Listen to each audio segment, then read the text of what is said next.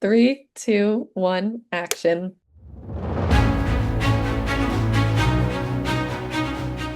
Welcome back to episode 54 of As Seen on Screen. I'm Gracie. And I'm Nicole, and we're your source for entertainment news, reviews, conversations, and more.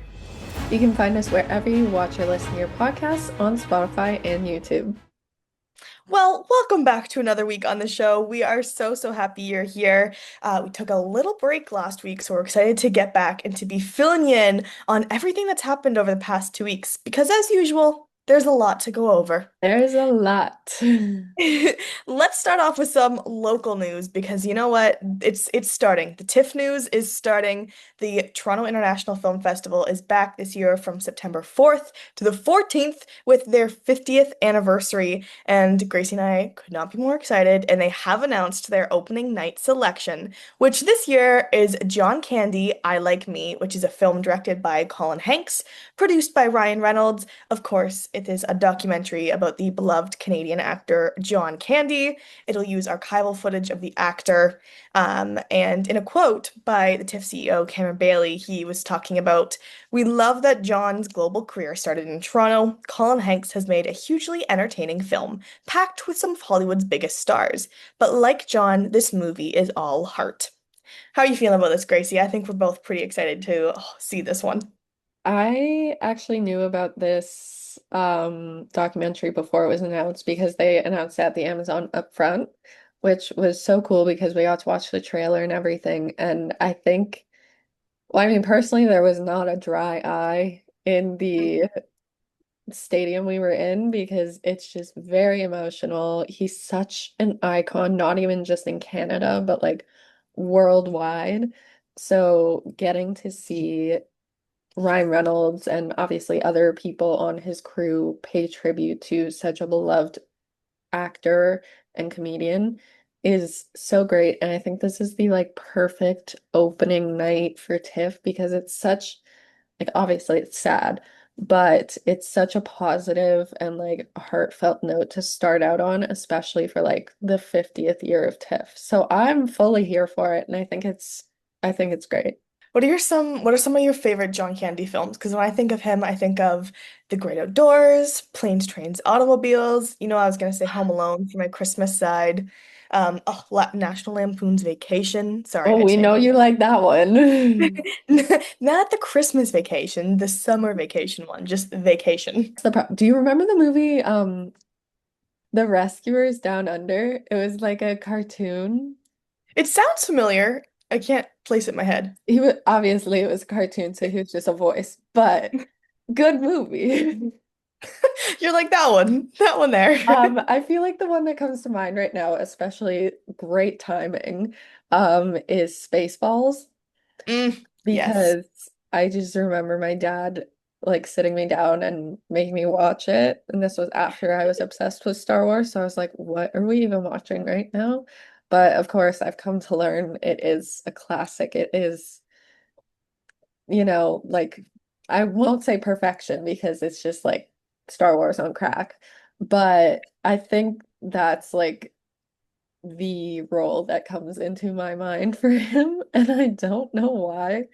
But you know what? It's fitting, especially because they just announced Spaceballs too. So, yeah. Good What's answers. yours? Good picks. Are you going with the ones you said? I'd say the four I said, those were Okay. like the four that I was like, really I came didn't know if you were thinking out immediately. loud or if you were just like, No, those would be my top. I really loved watching. I remember watching The Great Outdoors with my dad as a kid.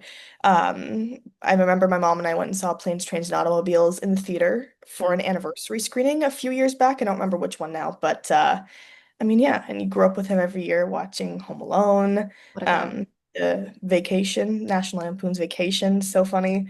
So yeah, and he was born in Newmarket. He was born literally in the town Ah! I'm from. So She I said love. he's local.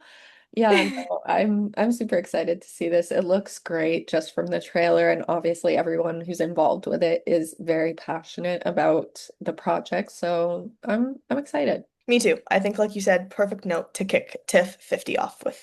But speaking of trailers, we also watched Wicked for Good has officially released its first trailer. The first view of the trailer came out at CinemaCon a few months back, but the public has now gotten the first look at it. And honestly, I am so excited. I feel like I've been saying this ever since the first one came out that like I need the second one to be out now because it's just like it's one of those movies you know is going to be so monumental in Mm. like years past, you know? Oh, absolutely. So I don't know. What did you think of the trailer? I loved it. I still just really want to know who's Dorothy. I just need to Whoa. know who they've cast as Dorothy. Okay, who are our guesses? My top guess, and Oh this is no. because actually I have two top guesses and one joke guess. My joke guess is because I saw a fan edit, and this goes back to Avengers Endgame. A fan edit of Wicked. This goes back to Avengers Endgame, but Taylor Swift is playing Dorothy because Taylor Swift has been cast in everything. Remember when we thought she was in Endgame and then she wasn't? This, Yeah, but see, the keyword there was she wasn't. yeah, but you know, the Swifties are crazy. So crazy in a good way. They went to her Karma music video, Oh the my video God. she's dressed up as Dorothy. They screenshotted it and they posted, and they were like, breaking news, Taylor Swift is playing Dorothy. And I find it so funny. I know it won't happen, but I think it's great. Well, I think that's a great gag guess. Then it, imagine Taylor Swift shows up and we're like, shh. You never But know, I guess. my real guesses are Alicia Weir is my first guess. And then number two, only because she is cast in literally everything. Like people fear her when she comes into the auditioning room for a female role, is McKenna Grace. Those are good guesses. My other one, I would agree with the McKenna Grace one.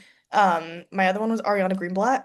I was thinking maybe could be cast Oh, as Dorothy. She was the she first is thing that popped popping up in my off. mind. She's definitely popping off. I could see her in that. But other than that, I don't have any other guesses, but I do like the McKenna Grace guess too. I just love how everybody's like, people hate to see her coming in the audition room because you know you've lost it out. Like, You just better turn around and walk right out that. count your losses, get out. Like, which is rightfully so. She's so talented. So yeah, I am very curious to see who Dorothy is, but I'm also like so sad for this second part to be coming because I know it's gonna be sad. And I already cried in the first part. So I'm You'll scared. just have to be ready with your tissues this time too. Real. Well, Wicked for Good hits theaters on November 21st later this year, so we have lots of time to get some more content and trailers from them until then. Following with some more film news this week, we had two sequel announcements for two very different films. Starting with Ma, which of course is from 2019, Blumhouse starring Octavia Spencer. They have announced Ma 2 with Octavia Spencer returning. Not much is known past that, but I think this is a funny film to be making a sequel of. I don't know that I would have guessed they were going to make a Ma sequel announcing in 2025.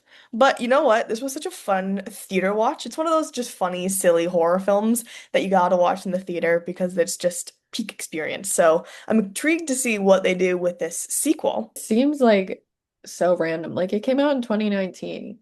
Did they just That's all what of I'm a saying. sudden be like, yeah, we need a second one? I never saw the first one, so I can't really speak on it. This is shocking. My non-horror lover didn't see a horror film. But we also had a sequel announcement for a much more recent film, the film that came out earlier this year, One of Them Days, starring Keke Palmer and SZA. They have announced a sequel for this comedy film, so that will be in production in the future as well. But Gracie, we have some more theater news heading to the Yeah. stage with Harry Potter. What do we have this week? You can't see it, but I do have a Harry Potter poster right there. So I'm very excited for this news. Tom Felton is officially heading back to his Harry Potter role of Draco Malfoy in Harry Potter and the Cursed Child on Broadway. I am so excited that he's going back to this role, not only because he's made it like such a big part of his personality, but just because he kills this role every time. But anyway, he will be in this play beginning November 11th. And today reports that this is the first time a cast member from the film series is joining the stage production of The Cursed Child. So I'm hoping we can see more characters come back in the future. I feel like that could be such a great reunion for the cast, is like having all of the original cast reprise their roles for maybe like a few weeks. That would be really cool. Could That you would imagine sell out. fighting for tickets? That would be the Eras tour all over again. That would be the Eras tour for Harry Potter fans. I think it's funny how Harry Potter is the franchise that truly never ends. I mean, of course, obviously The you have boy who books. lived. The books that started it all. You have the film series, you have the stage productions, you have more books that have come out, like The Cursed Child. You have the TV And show that's coming out. I was just to say, now we have the TV show that's coming out in the future. So Harry Potter truly just lives on. Like Harry they're Potter, I I can't see a world where Harry Potter ends. they're just gonna keep it going for eternity. But you know what? In fairness, the Hunger Games. This is true. They just don't make it like they used to, okay? We gotta hold on to what we have. The like dystopian fantasy era truly of like, well, I'm thinking Hunger Games. 2015. I'm thinking Hunger Games now. It's like between the years of 2010 to 2015, where we also had like Divergent and Maze Runner.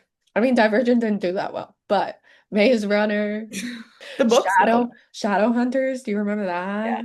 I do. Yeah. Oh, yes. Good times. But speaking of more good times, Nicole, what's next? I know you're excited for this, and I just found out about this when you told me. Okay, you all know my obsession with Minions. We all know this. It's been a thing since I was a kid.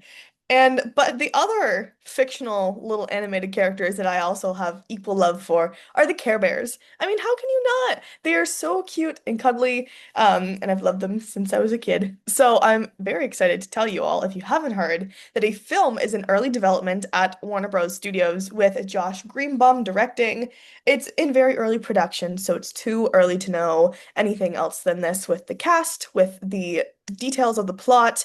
But there are so many existing Care Bear movies already out there, like the Care Bears movie from 1985, because the Care Bears first kind of came into popularity in the 1980s. Then, as time progressed, we have Care Bears Journey to Joke-A-Lot, 2004, and Care Bears Oopsie Does It from 2007. So there's been lots of different, more like TV film movies that have come out over the years of the Care Bears already, but I'm excited to see them head to the big screen, even though I will be well into my 20s when this movie comes out. I am still very excited to see it. I let Gracie, do you have a favorite Care Bear from childhood? Because when I think about the original, because they've gone through so many different changes, They but like have. my original Care Bears, I love Cheer Bear. She's the pink one Mhm. with the rainbow. Friend Bear is the orange one with the flowers. Wish Bear is the blue one with the shooting star, and then you have Share Bear, the purple with the lollipops. Those would be my tops, I think, because there's so many of them. And I feel like they've come out with a lot more since then, since I've actually been into Care Bears as a kid. But those would be like my time favorite ones. I just remember vividly like waking up early so I could watch the Care Bears TV show. Like, do you remember that cartoon? Yeah. It was so good. Um, I love it so much. I actually do have a Care Bear. The funny thing is, like, I've had a Care Bear since I was a baby, and I still have it. Um, I can't tell you what Care Bear it is though, because like Criminal. it's just so miscolored now that I can't even see what type it is. He's been around the block. He's been through it. No, Ali, my sister last year, they had released a Canada Day, well, a Canada themed Care Bear, and there was a white one and a pink one, and my sister got me the white one, so it has like a Canadian flag on it. It's a stuffy. Oh, it is the cutest thing ever. I'm gonna guess that the Care Bear I have is Wish Bear because I'm pretty, well, I know it's blue, but it also has like a rainbow or shooting star on it. I haven't seen it in a while. It's literally like in my closet so it doesn't get ruined. I used to sleep with it all the Further. time. I slept with it every night for like so long that this poor bear has been through the ringer. But yeah, Care Bears are like the OG obsession. They're just who doesn't love a Care Bear? Right between Minions and Care Bears, I mean, hello. We have the You're just best. you're two for two with imaginary entities. Okay. They're real to me. No, I'm kidding. Well, concluding off this week's news list, Gracie, what TV show renewal did we get? Because we just talked about this show last time on the podcast too. You know, it's a big switch from Care Bears, but we do have Maxton Hall, The World Between Us has officially been renewed for season 3 on Prime Video. season two obviously is not out yet. It will be released later this year on November 7th. And I love Maxton Hall. I watched it when it first came out. Nicole just recently watched it. So I think it's fair to say we are both excited for season two and season three because the dynamic and the chemistry between these two leads is like electric. It's so good, and I'm obsessed with them, and I just want it to keep going. Obviously, it won't go forever because they're in school. School doesn't last forever, unless you're in Riverdale. That went for a long time. That's true. But yeah, I'm excited to see what they do with this. Obviously, it's going to be roughly based off of the books of the same name. So yeah, what are your thoughts on this? Well, I always think when you get an early renewal of the next season before the Like current bold season that's assumption. about to come out, is already getting renewal for the next season after that. So I think it just speaks to the show's popularity and how much of its fan base really believes in this show. I'm very excited for season two. Like you said, I just recently watched the first season, and man, did it leave us on a cliffhanger. So I'm excited to see where season two goes. Obviously, we have no idea where season three is going, so we can't say anything about that. But I do think it's exciting to see that season three is already in production because our two leads already posted their video holding the script that they received. So it's well into production with writing at this point.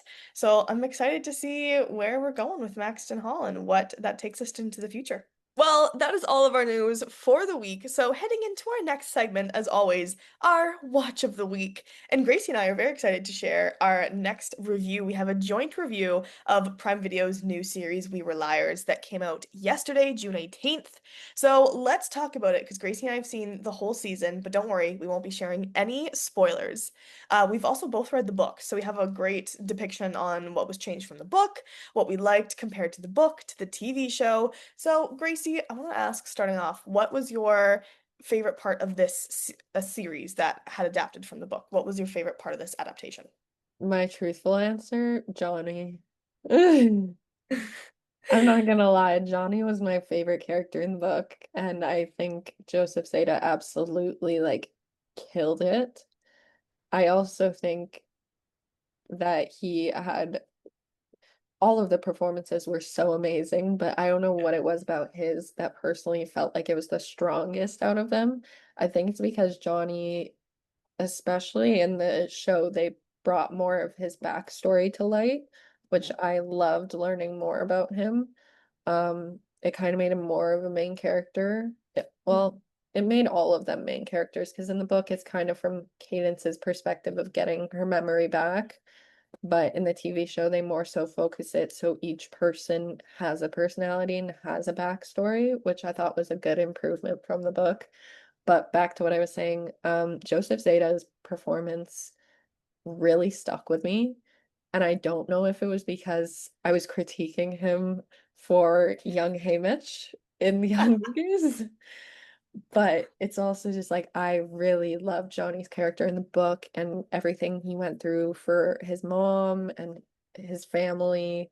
So seeing that brought to life and seeing it be so emotional while still being like this like unhinged person is the perfect mix. So that was probably my favorite part. But I know we both also enjoyed the Wuthering Heights book moment that they kept in from the books. So those are my two. What are yours, Nicole? Yeah, I think that Wuthering Heights moment is so important to the plot of both, obviously, the book and the TV show. I think that's such Mhm. an integral part to show not only Gat's personality, but obviously Harris's personality and beliefs. Um, I think it's like it's hard to pick a favorite character because, like you said, I think all the performances were amazing in this show. I really think everyone did such a great job of bringing these characters to life. Mhm. Um, I really loved the dynamic that we have between Cadence and Gat. And I think Emily and Shabam really did a great job of bringing those to life. And Mhm. not only the moments where we needed romance between them, but also tension and Yeah, properly shown where that tension was stemming from on both Gat and Cadence's side. And I think those moments they really nailed. Um, I think Ed is such an integral character to this too. And love I think Ed. And we see more of him in the show, like we were talking about. There's a lot more character development with everyone and not just Cadence. And I love Ed's character and seeing what happens with him throughout the series because I think it's interesting to see how his actions kind of amplify the Sinclair actions. He's a great example of what many of the Sinclairs will do to kind of have those moments of rebellion against Harris and these like structural traditional beliefs of the Sinclair family, and at what limits will they go to kind of step outside of those, but then also when will they not go past these and kind of think more self-serving ideas of themselves. Especially with Carrie, we see a lot, obviously, with Ed and Carrie. So I think a lot of the characters really do a great job of amplifying the others' actions, which I think is really interesting to see unravel throughout it. But I mean, overall, this is such a great mystery thriller show. Like, it's a perfect summer watch. Obviously, it takes place at their private island, Beechwood, and it leaves you in suspense. The book had me on the floor. I was Gagged. stunned by this mystery, this thriller, and the TV show is no difference. I'm so excited to see people who don't haven't seen the book or haven't read the book watch this series and be stunned too. And I think anyone who loves the book will be, I mean, just as stunned, even if you know the story, you know what happens.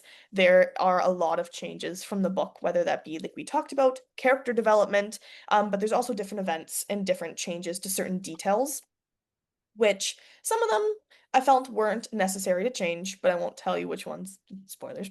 But overall, I think they did a really great job of adapting this into an intriguing mystery thriller series that captures romance and the feelings of summer. So I really enjoyed this watch.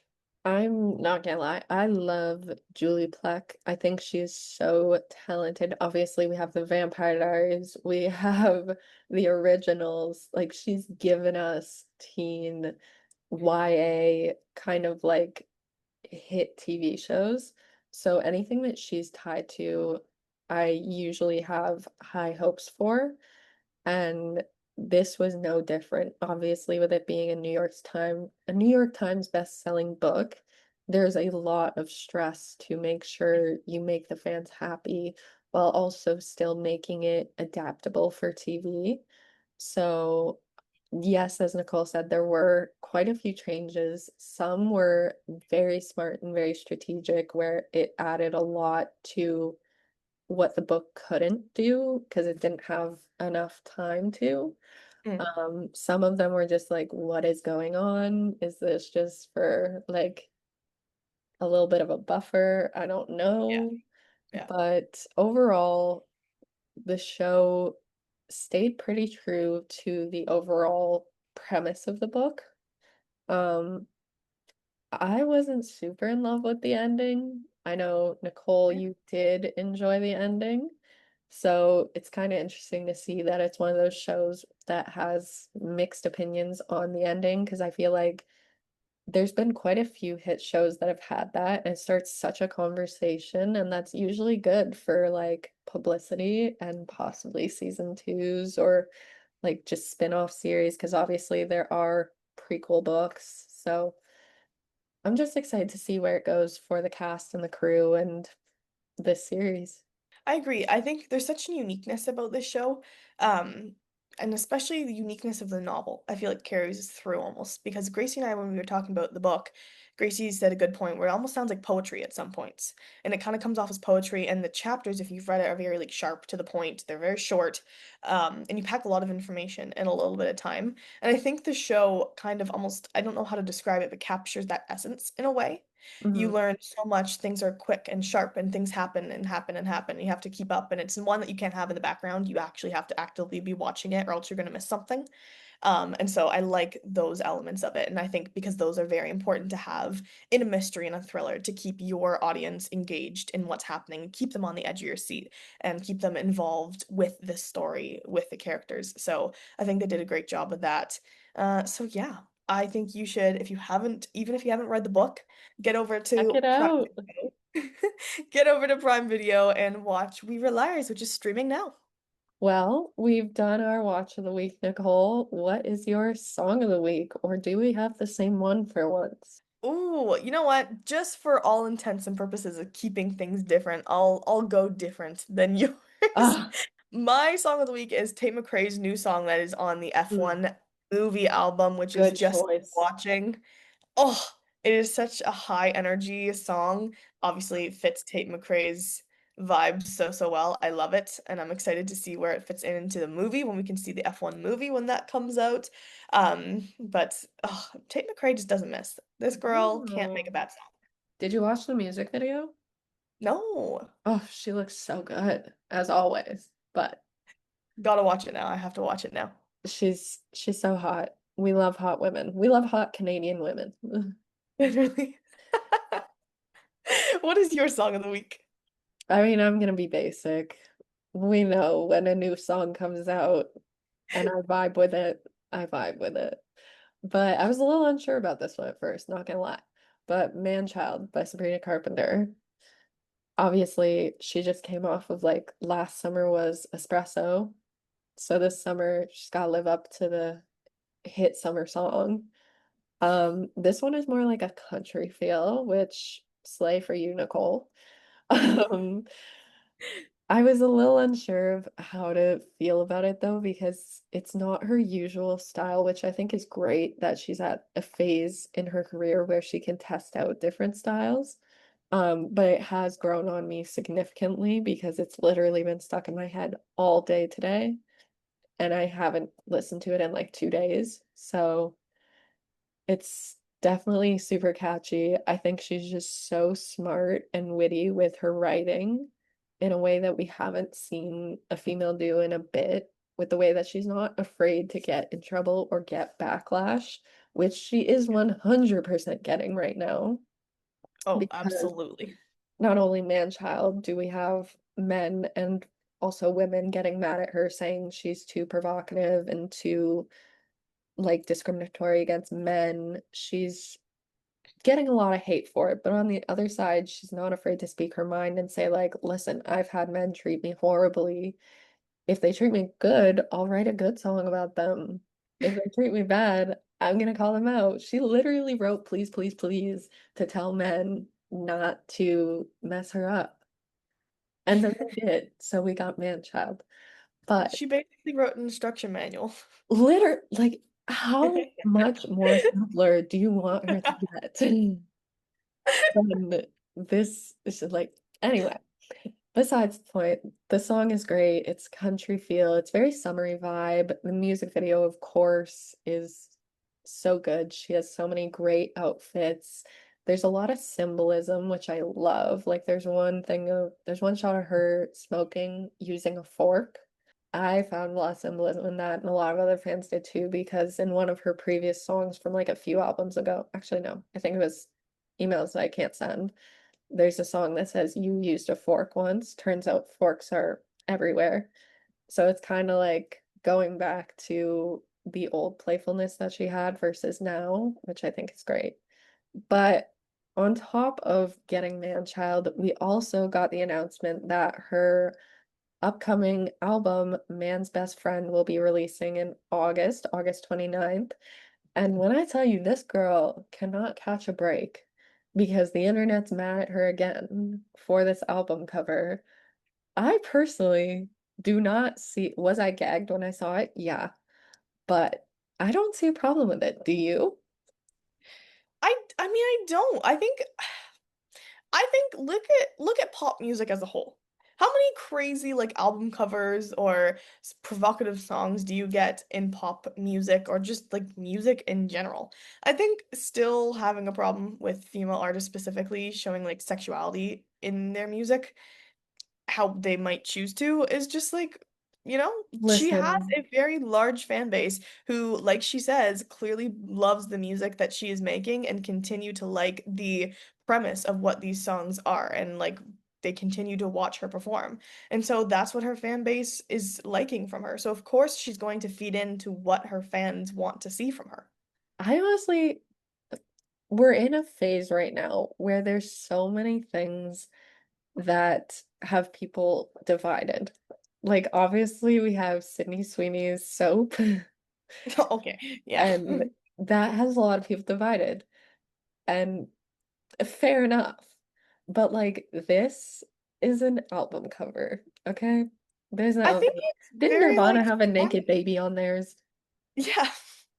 Like, I I don't know how to explain it without sounding like critical, but there's something about this album cover that feels so empowering. Like it's not in a sexual way that she made this album cover. It's like she knows men run the business that she's in. Like there's always going to be that bigger power. Like they're kind of controlling her, but like she's playing into it. She's getting money off of not over sexualizing herself, but being honest about her sexuality and being honest about what she's gone through. So I don't see it as her just making like a sex album, if that makes sense. Yeah, I agree. So power to her. You do you, girl. But yeah, that was my long-winded song of the week. I love it. No, it was great. Well, moving into our last segment of the show for today, as always, our upcoming releases. Starting off with today, June 19th, we have The Waterfront on Netflix. I need to say this. You guys need to watch this show. I do not care what anyone says.